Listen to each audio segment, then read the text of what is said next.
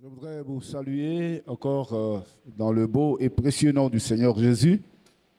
Bénissons le Seigneur qui nous donne l'occasion d'être encore là, nous donne la force. Et ce soir, nous allons continuer. Hier, nous avons parlé des différentes définitions concernant la sanctification. Et ce que nous avons retenu, c'est la mise à part. Le fait que Dieu, dans son amour, nous a purifiés. Il nous a d'abord sauvés, régénérés, adoptés, et nous a sanctifiés. Il nous a mis à part. Et le fait de nous mettre à part, en réalité, il nous met à part pour qu'on puisse le servir. Il nous met à part pour sa propre satisfaction. Ce soir, je voudrais parler des différents types de sanctification et leurs implications. Nous savons que la sanctification, comme nous l'avons dit, d'abord, est un acte de Dieu, une œuvre du Seigneur, du Saint-Esprit dans la vie du croyant, mais aussi la sanctification est un processus qui se déroule dans la vie du croyant pour atteindre un objectif. Et nous avons donc dénommé 3 types de sanctification.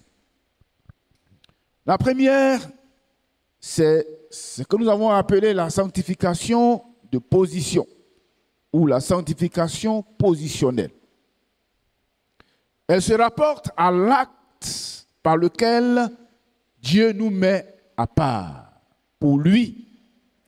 Lors de la régénération du chrétien, il est séparé pour Dieu. C'est un acte ou c'est une sanctification qui nous met donc dans une position. Lorsque nous avons accepté le Seigneur, que nous sommes devenus des enfants de Dieu, Dieu, dans sa grâce, puisque la Bible dit que Dieu est un Dieu saint, et ce Dieu saint qui veut travailler avec nous, qui veut régner avec nous, qui veut œuvrer avec nous, va faire en sorte que nous soyons au même niveau que lui, pour que nous puissions comprendre sa vision. Donc, par la conversion, la régénération, la sanctification, Dieu va nous mettre à part et va nous mettre dans une position qui va nous permettre de commencer une nouvelle vie, un nouveau départ. Dans le livre de Actes, chapitre 26, versets 17 à 18, il est dit « Je t'ai choisi du milieu de ce peuple et du milieu des païens vers qui je t'envoie, afin que tu leur ouvres les yeux pour qu'ils passent des ténèbres à la lumière et de la puissance de Satan pour qu'ils reçoivent par la foi en moi le pardon des péchés et l'héritage avec les sanctifiés. » Colossiens, le chapitre 1, à partir du verset 12, nous lisons « Rendez grâce au Seigneur, rendez grâce au Père, qui vous a rendu capable d'avoir part à l'héritage des saints dans la lumière,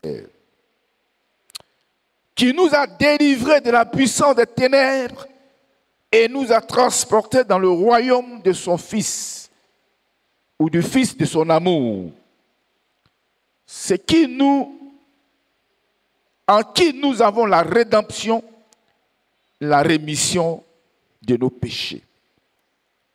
Ici donc, nous comprenons que la première chose ou la première implication de la sanctification de position, c'est que nous changeons de position. Des ténèbres, nous passons à la lumière.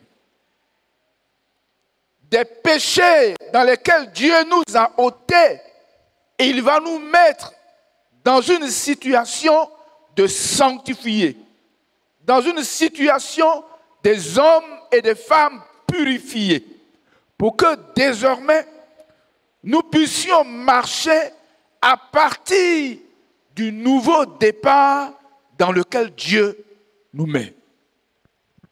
En réalité, lorsque Dieu nous a créés, il a créé l'homme.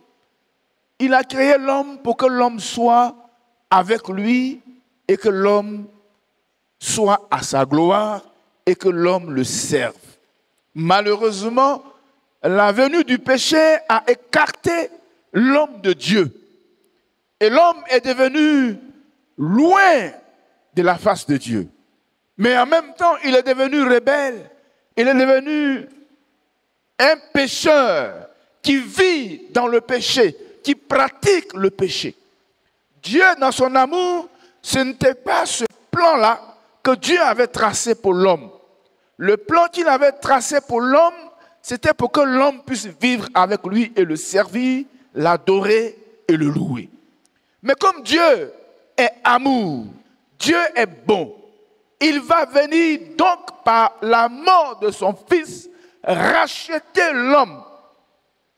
Mais en le rachetant, il veut se servir de l'homme. Il a régénéré. Il est né de nouveau. Il a adopté. Il est fils de Dieu. Il a justifié. Désormais, Dieu ne regarde plus l'homme comme celui qui est rempli de péché, celui qui est impur. Et maintenant, il va le sanctifier. C'est-à-dire qu'il va le mettre dans une position d'un nouveau départ. Donc, c'est d'abord, cette implication, c'est le changement de position. Dieu a opéré un changement de position dans la vie des croyants. Frères et sœurs, en acceptant le Seigneur, nous avons changé de position. Nous n'avons plus la même position. Nous sommes dans une nouvelle position qui va nous permettre d'entreprendre un nouveau voyage avec le Seigneur. Lorsqu'un enfant naît de nouveau, un enfant naît du moins, il commence une nouvelle vie. Il est dans une position de départ. Cette position de départ qui va aboutir à sa croissance, à sa progression, jusqu'à ce qu'il arrive à la stature d'homme fait ou de femme faite. Lorsque nous sommes nés en Dieu, nous sommes nés de nouveau.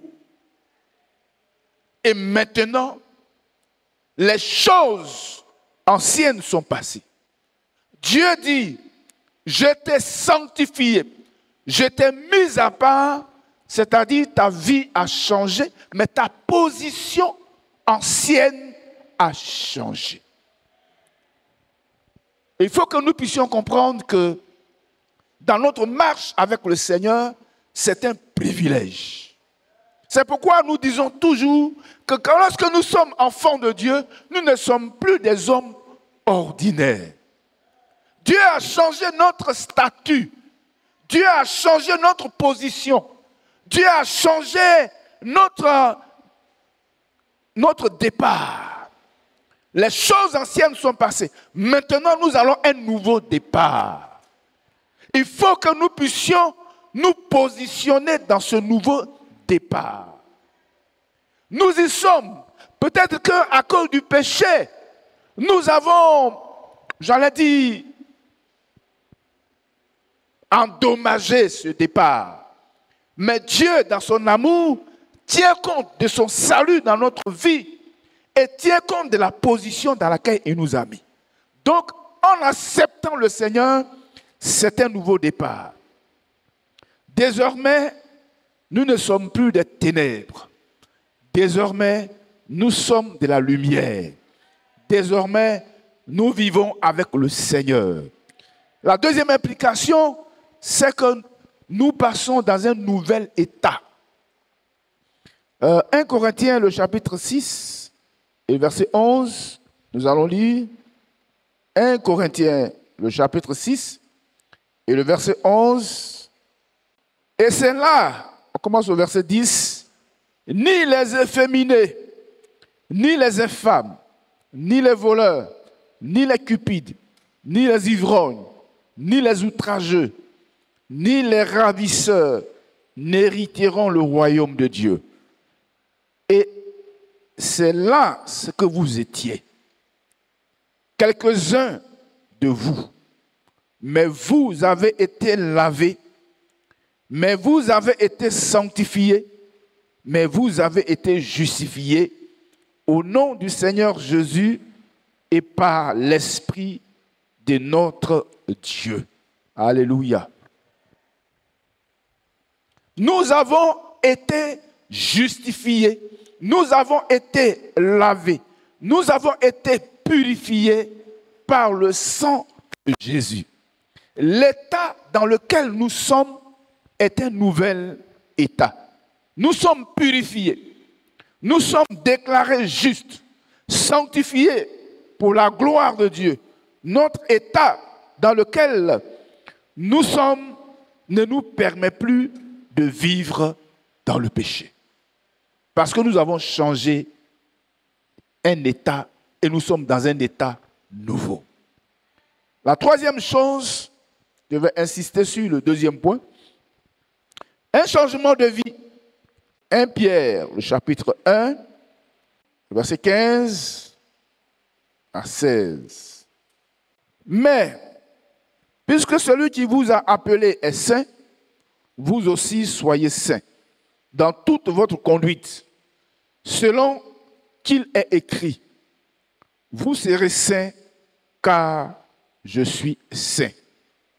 C'est le changement de vie, la sanctification. Donc, ce sont les trois implications de la sanctification de position. Je n'insiste pas parce que ce qui va nous intéresser, déjà nous sommes enfants de Dieu. C'est pour juste savoir que lorsque nous avons accepté le Seigneur, c'est la position dans laquelle il nous a mis. Et les implications de cette position, c'est le changement de position, le changement d'état et le changement de vie. Parce que nous sommes enfants de Dieu. La deuxième chose sur laquelle je veux insister, c'est la sanctification progressive. La sanctification progressive est l'œuvre de Dieu par laquelle il amène le croyant progressivement à devenir de plus en plus semblable à la personne de Jésus. Nous sommes dans une position depuis que nous avons accepté le Seigneur. Et dans cette position, la deuxième position qui est intéressante, c'est que nous devons progresser. Quand on met un enfant au monde, c'est pour qu'il puisse grandir. Mais quelquefois, à cause du péché, à cause de la désobéissance, à cause de nos attitudes, ne permettant pas à Dieu de nous aider pour progresser, nous demeurons toujours dans la même position. Le péché nous retient et nous ramène par derrière. C'est pourquoi, lorsque nous avons confessé nos péchés, nous nous sommes repentis. Nous ne revenons plus sur notre sanctification de position, Mais nous retournons à la sanctification progressive. Parce que nous avons déjà la position. Et maintenant que nous avons demandé à Dieu pardon pour nos péchés, nous nous sommes repentis, nous avons confessé nos péchés. Nous devons reprendre le chemin sur la sanctification progressive. La sanctification progressive, c'est vrai qu'elle est l'œuvre du Saint-Esprit, mais la sanctification progressive aussi, c'est une œuvre de coopération.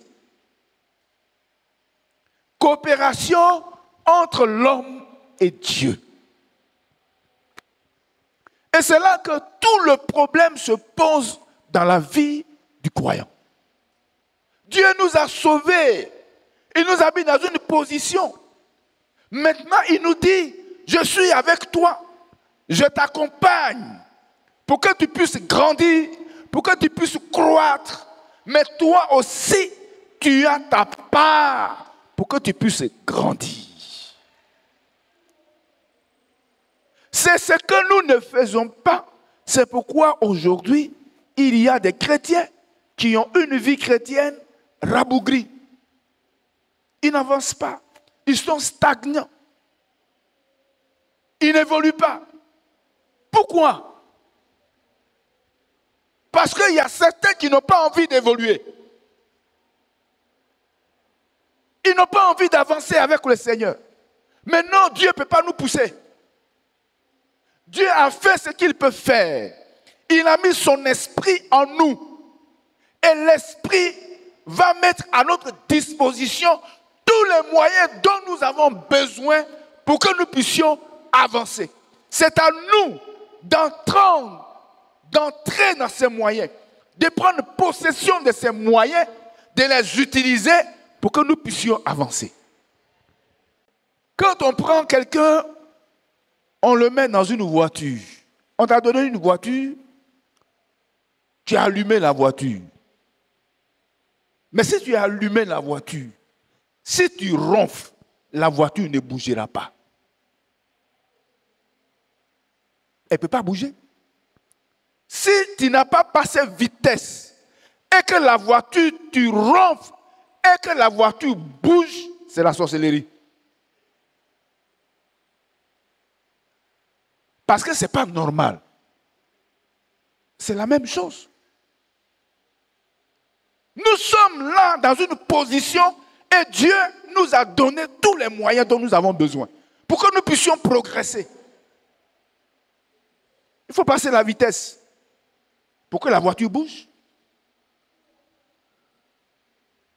Mais si tu es dans la voiture, elle est allumée, tu ne veux pas passer vitesse, elle ne bougera pas. Et quand on passe les vitesses, on ne commence pas par la 5e ou la 6e vitesse. On passe d'abord la première. Même si c'est une voiture à vitesse automatique, elle commence par la première vitesse. Donc, c'est ainsi la progression d'un enfant de Dieu. Dieu a tout mis à notre disposition pour que nous puissions progresser, pour que nous puissions avancer avec lui. Bien-aimés frères et sœurs, ce que Dieu fait, ce qui est à son pouvoir, tout est à son pouvoir. Mais ce qu'il peut faire pour que nous puissions avancer, Dieu le fait. Mais il ne faut pas demander à Dieu de passer la vitesse pour nous. Chaque jour que Dieu fait, c'est pour que nous puissions avancer. Comment nous pouvons passer la vitesse et comment nous pouvons avancer?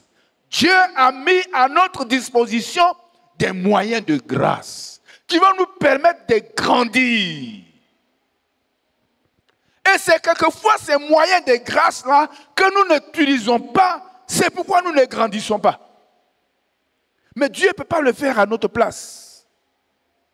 Premièrement, la parole de Dieu. La parole de Dieu. Nous avons le devoir ou l'obligation, si nous voulons avancer avec Dieu, de méditer la parole de Dieu et de la mettre en pratique. La parole de Dieu, c'est au travers de la parole de Dieu que Dieu parle. C'est vrai, Dieu nous parle par plusieurs moyens. Mais la parole de Dieu, c'est elle qui nous a été donnée pour connaître les pensées de Dieu, pour connaître la vision de Dieu, pour connaître ce que Dieu aime, ce que Dieu n'aime pas, pour savoir comment il faut avancer et comment il faut rouler, pour savoir où il faut rentrer si on veut grandir et où il ne faut pas rentrer. On vient à l'église, on écoute la parole de Dieu. C'est vrai, mais ça ne suffit pas. Nous avons besoin nous-mêmes de méditer la parole de Dieu. La parole de Dieu, la Bible dit, est une lumière sur notre sentier, une lampe à nos pieds. C'est elle qui nous éclaire, c'est elle qui nous ouvre les yeux.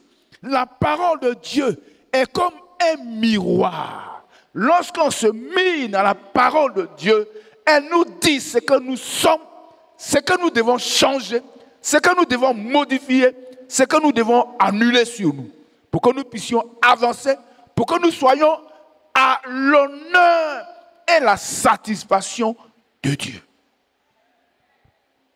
Nous ne pouvons pas créer nos propres moyens pour avancer dans la vie chrétienne. Si je ne lis pas la parole de Dieu, comment Dieu va me parler?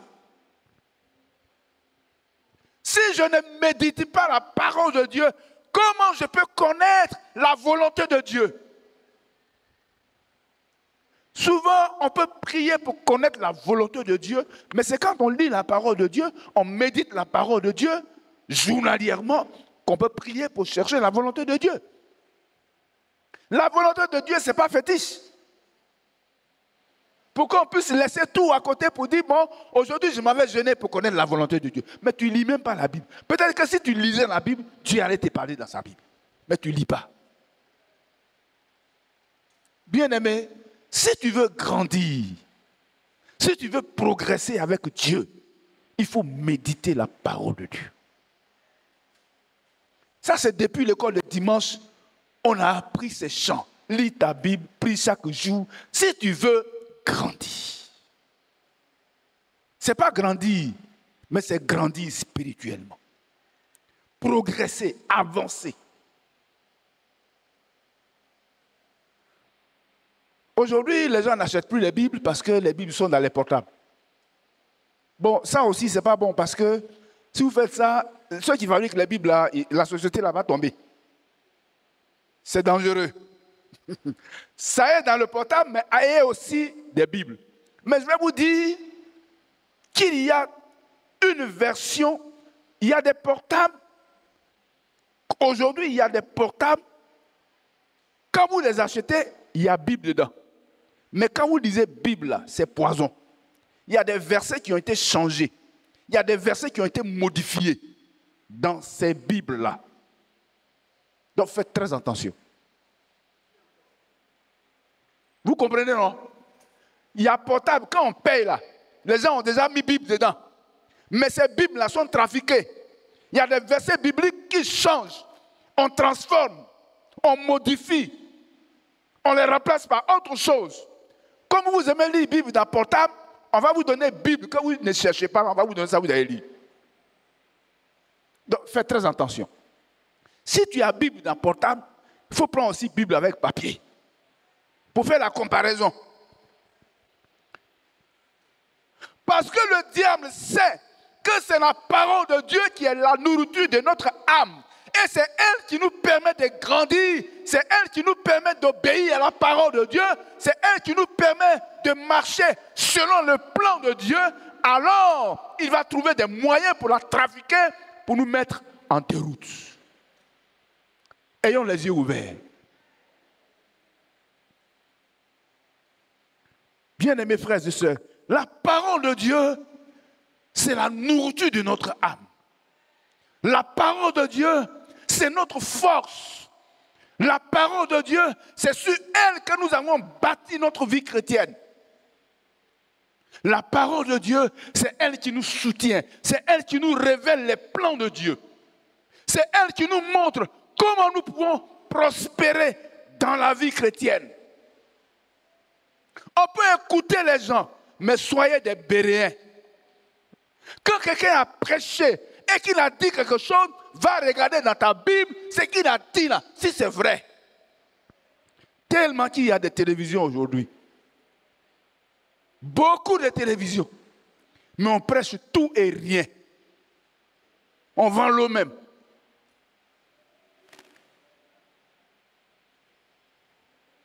C'est pour dire, il faut toujours venir à la source pour savoir ce qui est vrai et pour faire la différence entre le vrai et le faux. Parce que la parole de Dieu est tellement importante pour l'enfant de Dieu que le diable passera par tous les moyens pour la trafiquer.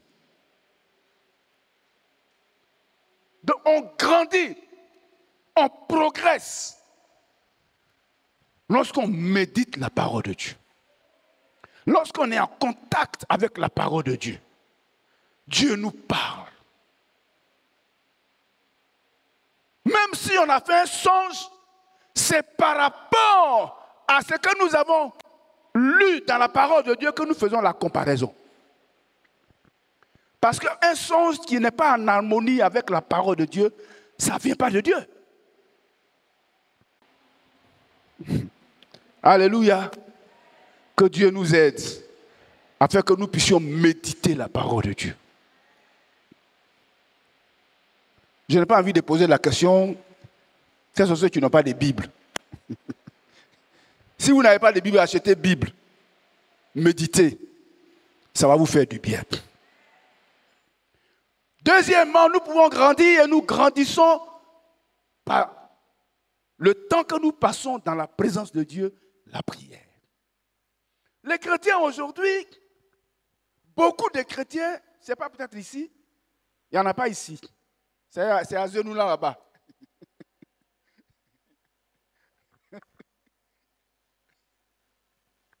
Beaucoup de chrétiens, c'est quand ils ont des problèmes qu'ils prient. Mais je vais vous donner un exemple. Si tu vis avec ton voisin proche, maison, tu ne parles pas avec lui.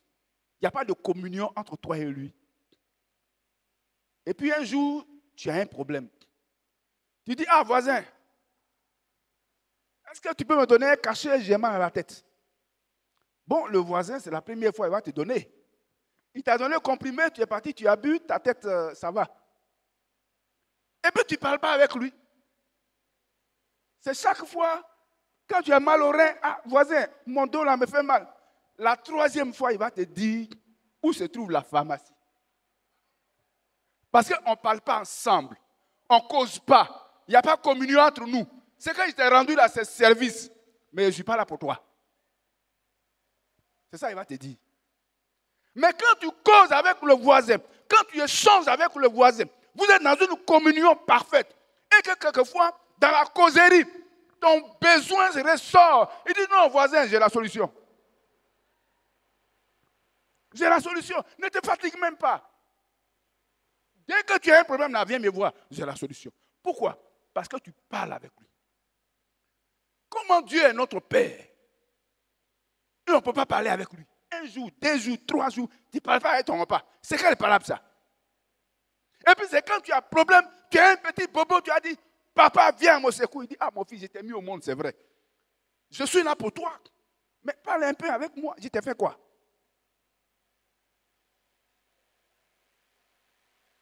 Si tu ne pries pas, tu ne parles pas avec Dieu. La prière, c'est communier avec Dieu. La prière, c'est parler avec Dieu, c'est échanger. Ce n'est pas seulement quand on a un problème qu'on parle avec son papa. Il y a des fois où on est dans la maison, on est en famille et puis on cause. On cause de toute la vie, on demande des conseils, on demande comment la vie se passe à votre temps-là, comment cela c'était. Aujourd'hui, voilà notre temps et puis vous donne des conseils. Les choses pratiques que nous vivons au quotidien, tous les jours, sont valables pour notre vie chrétienne.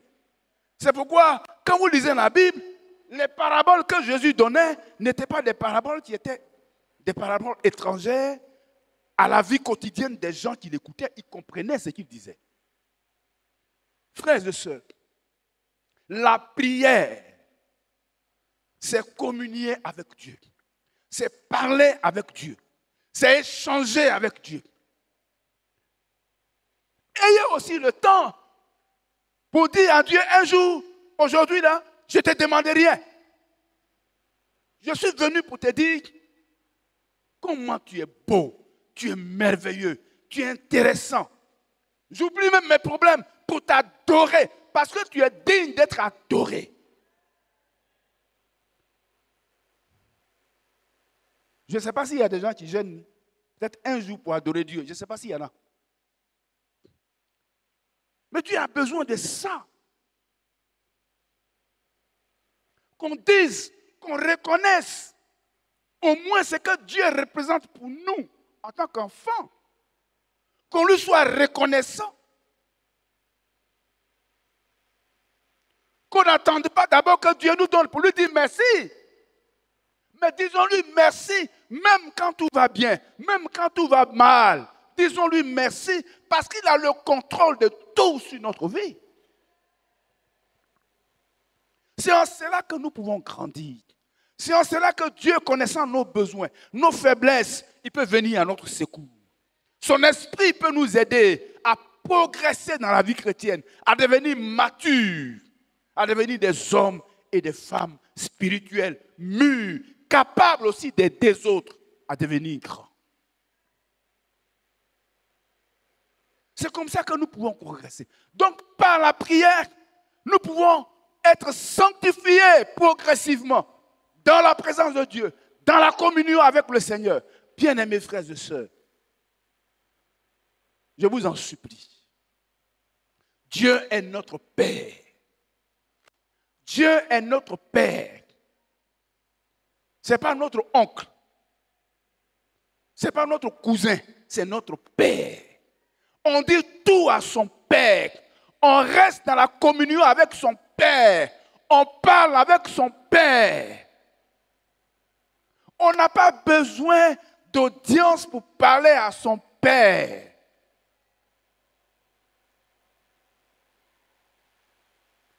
Quelquefois, ça nous fatigue parce qu'on pense qu'il faut être dans des dispositions particulières. Il faut faire des trucs bizarres. Il faut rentrer dans un système bizarre pour que Dieu... Non, Dieu n'est pas dans ça.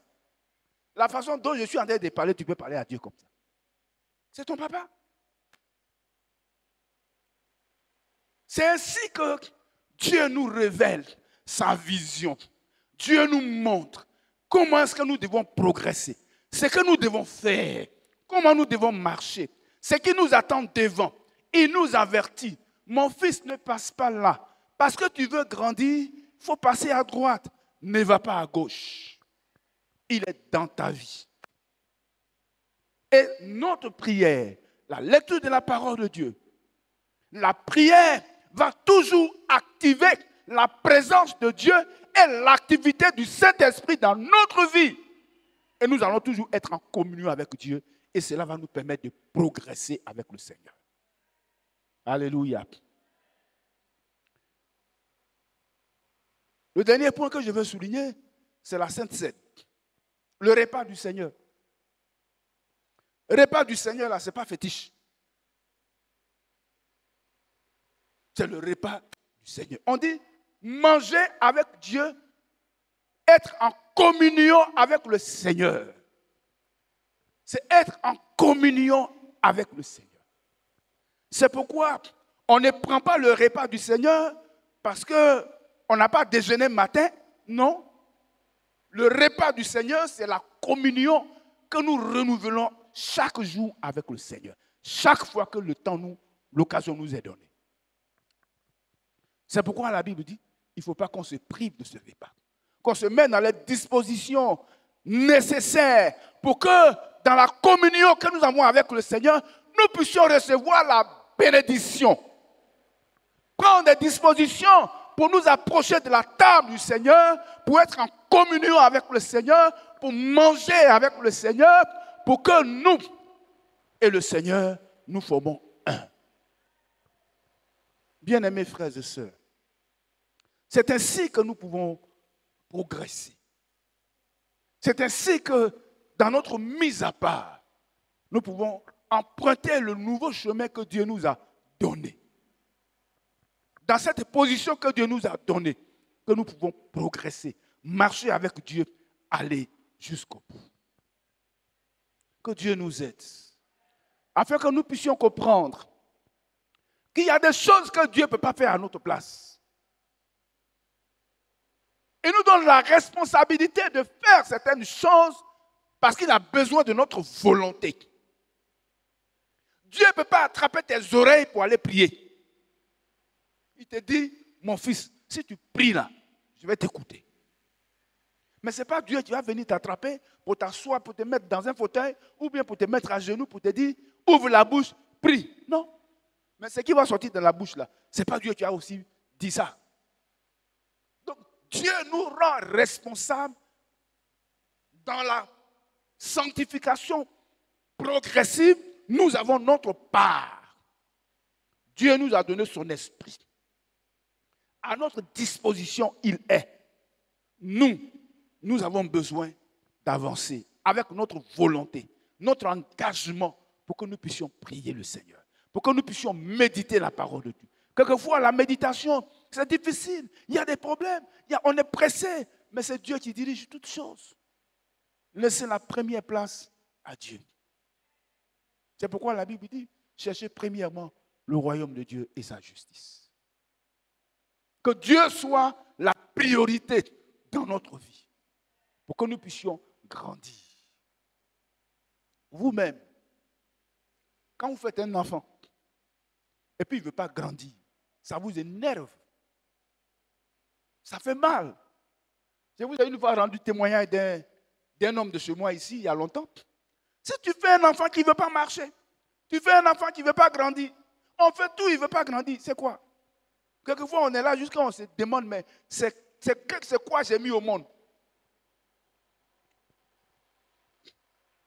Souvent, il y a des méthodes.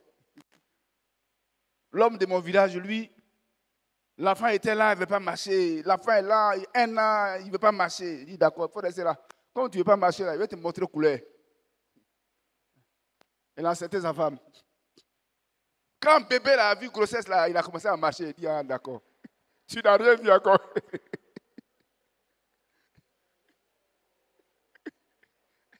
Non, il y a des bébés récalcitrants comme ça, qui ne veulent pas avancer. Qu'est-ce qu'on peut faire pour vous? On va faire d'autres enfants chrétiens derrière vous. Ils vont venir vous dépasser. On va aller évangéliser dans le monde pour prêcher l'évangile. Quand ils vont venir, ils vont vous dépasser. Ils seront demain diacres. Ils seront responsables. Vous allez murmurer dans votre cœur parce que vous n'avez pas envie d'avancer. Ce n'est pas la faute. Ce n'est pas la faute à quelqu'un. Si tu ne veux pas avancer, on fait un autre enfant. Et puis il va venir te dépasser. Ah bon, attendez, salut.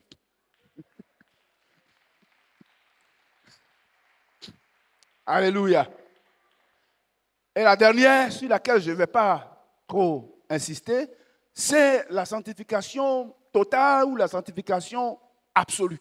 Ça, lorsque nous serons auprès du Seigneur, que nous serons comme l'Église selon le désir de Dieu, où notre corps ne sera plus sujet au péché. Nous serons sanctifiés selon la vraie sanctification dans la perfection, et que l'Église que nous allons représenter soit une Église sans tache, ni ride, devant le Seigneur. En ce moment, nous serons entrés dans la présence de Dieu, où tout sera total. Mais avant d'y aller, c'est maintenant qu'il faut préparer. Avant d'entrer dans la sanctification absolue, totale, définitive, c'est maintenant qu'il faut la préparer. C'est pourquoi je mets l'accent sur cette sanctification. Que Dieu nous aide, afin que nous puissions véritablement prendre à cœur qu'un jour, si tu veux voir le Seigneur, que tu veux régner avec lui, c'est maintenant qu'il faut commencer. Alléluia. C'est maintenant qu'il faut commencer. Pour que nous puissions être dans le règne du Seigneur. Et que nous soyons dans la sanctification absolue. Que Dieu bénisse sa parole et que Dieu bénisse chacun de nous.